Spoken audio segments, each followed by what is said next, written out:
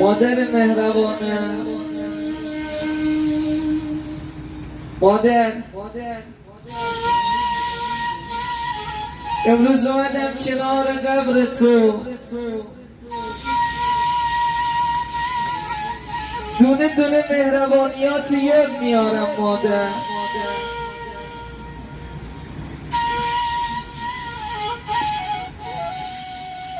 دونه دونه اون زحمتات یاد میارم مادر.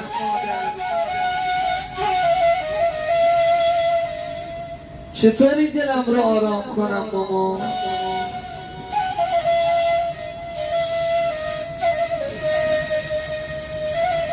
کسی که ناز مرا میکشید مادر بود.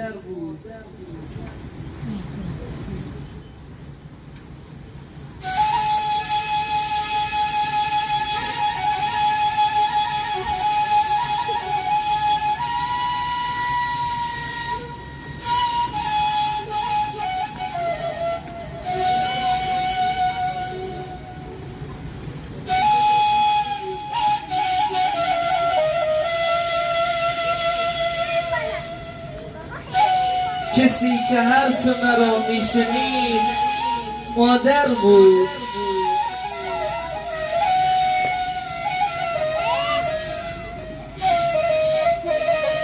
کسی که گنج به دستم بسپرد پدر بود.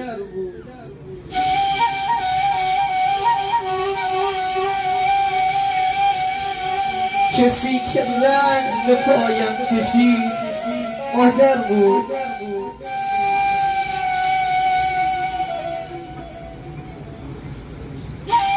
کسی که شیره جان میمکید من بودم.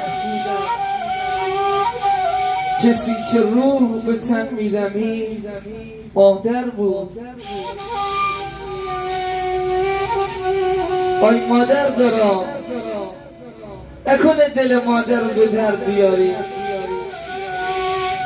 عرش خدا به لرزه در میاد.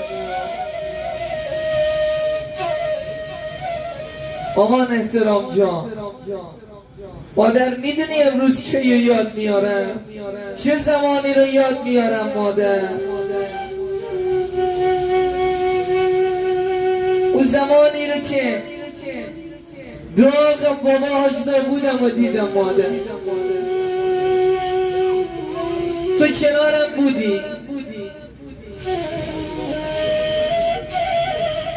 دلخوشیم این بود حداقل تو هستی مادر، منو بغل بگیری مادر.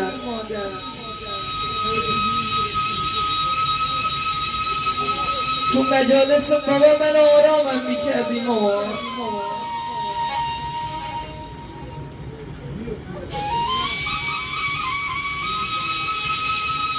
حالا خبر نداریم مامان، تو این افشوان روز به جایی که تو رو بغل بگیرم قاب عکس تو در آغوش میگیرم مامان.